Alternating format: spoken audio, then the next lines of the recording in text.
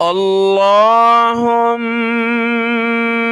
صل على محمد وعلى آل محمد۔ السلام علیکم ورحمۃ اللہ وبرکاتہ۔ آج ہمارا سبق ہے سبق نمبر 35 نمبر لیسن ہے، اور آج کے اس سبق میں بھی ہم وہ الفاظ جو قرآن مجید میں آئے ہیں ان کا ترجمہ سیکھیں گے تاکہ قرآن مجید کے ترجمے کے وقت ہمیں پریشانی نہ ہو۔ آج کا یہ سبق شروع کرتے ہیں۔ اعوذ باللہ من الشیطان الرجیم، بسم اللہ الرحمن الرحیم۔ 15 الفاظ میں سے پہلے 2 لفظ آپ کے سامنے ہیں۔ ایک لفظ ہے ملکو، ملک کہا جاتا ہے فرشتے کو، اور دوسرا ہے بقدرن، قدر کہا جاتا ہے اندازہ کرنا۔ دونوں کی مثال دیکھیں گے۔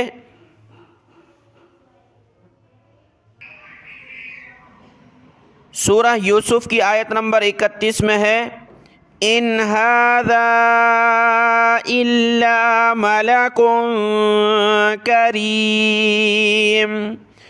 ان ھذا نہیں ہے یہ مگر معزز فرشتہ۔ وہ عورتیں حضرت یوسف علیہ السلام کو دیکھ کر کہنے لگیں یہ فرشتہ ہے۔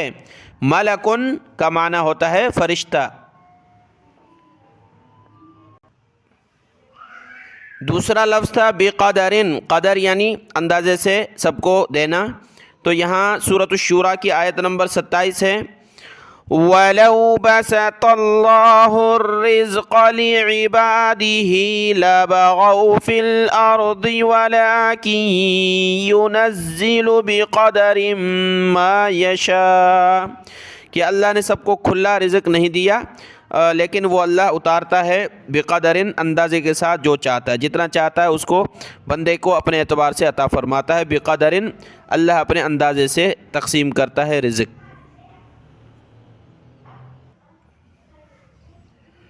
اگلا لفظ ہے کسبت، کسب یکسب یعنی کمانا، کمائی کرنا۔ سورۃ البقرہ کے آخری رکوع میں دیکھیں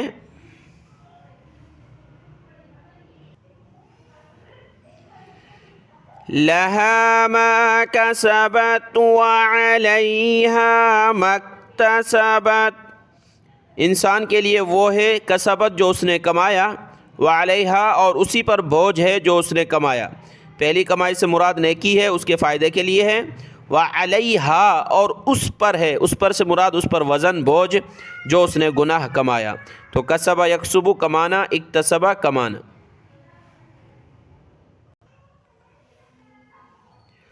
اگلا لفظ ہے اغفر، یہ غفر یغفر یعنی بخشش کرنا اور بخشنا گناہوں کو۔ تو قرآن مجید میں فاغفر لنا، اے اللہ ہمیں بخش دے، بخشش چاہنا۔ اور یہ ہے لظلم، لظلم یعنی ناحق کرنا، ظلم کرنا۔ بخشش چاہنا، مغفرت چاہنا واضح لفظ ہے، اور ظلم کا لفظ بھی واضح ہے، ظلم کرنا، کسی پر ناحق کرنا۔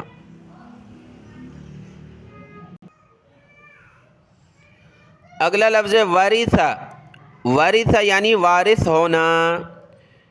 وورث سلیمان داود، اور حضرت سلیمان علیہ السلام حضرت داؤد کے وارث ہوئے، نبوت میں بھی اور بادشاہت میں بھی۔ تو ورثہ یعنی وارث ہونا، یہ واضح لفظ ہے۔ یہ لفظ ہے حب، ہا با زبر حب، حب کا معنی عطا کرنا، حب یعنی ہمیں عطا کیجئے۔ تو اس کی مثال دیکھیں۔ سورۃ الفرقان کی آخری آیتیں ہیں جس میں مومنین کی صفت عباد الرحمن، رحمان کے بندے جو دعائیں کرتے ہیں، وہ لوگ کہتے ہیں ربنا هب لنا من ازواجنا وذریاتنا قرۃ اعین، اے ہمارے رب عطا کر ہمیں ہماری بیویوں میں سے اور ہماری اولاد کی طرف سے آنکھوں کی ٹھنڈک۔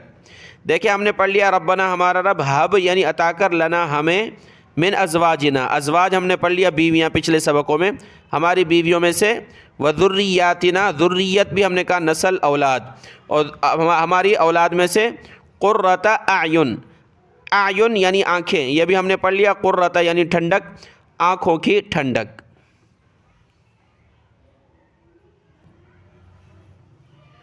اگلا لفظ ہے ذر، ذال زبر ذا را زیر ری، ذری، وذر الذین اتخذوا۔ ذری کا معنی ہوتا ہے چھوڑنا۔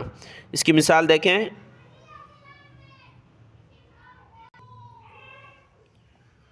سورۃ الحجر کی آیت نمبر 3 میں ہے ذرہم، یہ ہے ذال را زبر ذر، ذرہم، اے نبی صلی اللہ علیہ وسلم ان کو چھوڑ دیجئے، کھائیں، فائدہ حاصل کریں، اور ان کو اللہ مہلت دے رہا ہے، عن قریب وہ جان لیں گے۔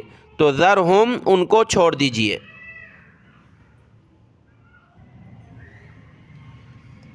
اگلا لفظ ہے وجدہ، وجدہ کا معنی ہوتا ہے پانا، حاصل کرنا۔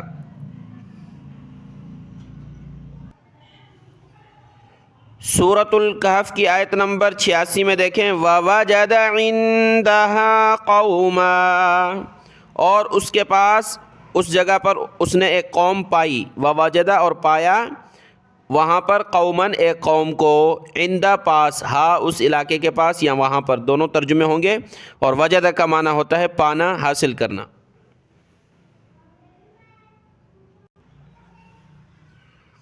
اگلا لفظ ہے وزرا، وزرا کا معنی ہوتا ہے بوجھ۔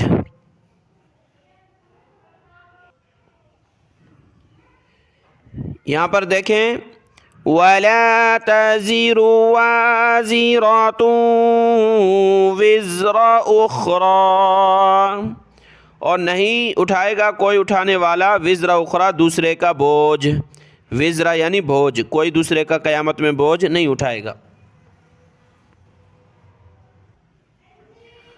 اگلا لفظ ہے حملتہ، حملتہ، حمل یعنی اٹھانا، جس طرح عورت کو حمل ہوتا ہے کہ وہ پیٹ میں بچہ اٹھائے رکھتی ہے تو اس کو کہا جاتا ہے حمل، یعنی اس نے اٹھا رکھا ہے، تو حملت یعنی اٹھانا۔ سورہ لقمان کی آیت نمبر 14 میں دیکھیں حملتہ امہ وہنا علی وہن، اٹھایا اس کو اس کی ماں نے کمزوری پر کمزوری میں، بڑی کمزوری میں اٹھایا اس کی ماں نے اس کو، حملتہ اس کو اٹھائے، یعنی جب بچہ ہوتا ہے پیٹ میں اور عورت کو حمل ہوتا ہے۔ اگلا لفظ ہے فصبر، صبر کرنا یعنی رکنا، واضح لفظ ہے فصبر جمیل۔ حضرت یعقوب علیہ السلام نے اپنے بیٹے یوسف کی جدائی میں کہا فصبر جمیل، اب صبر کرنا ہی بہتر ہے۔ اگلا لفظ تعقلون، عقل یعقل یعنی عقل رکھنا، سمجھ رکھنا، تو یہ ہوتا ہے عقل رکھنا، تعقلون۔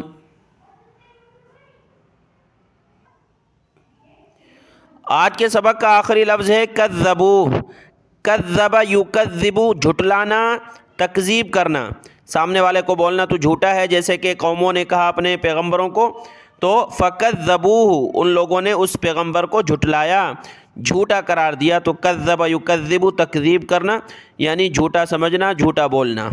تو آج کے سبق کے یہ 15 الفاظ مکمل ہوئے، ان کو دیکھ لیں، دعاؤں میں یاد۔ السلام علیکم ورحمۃ اللہ وبرکاتہ۔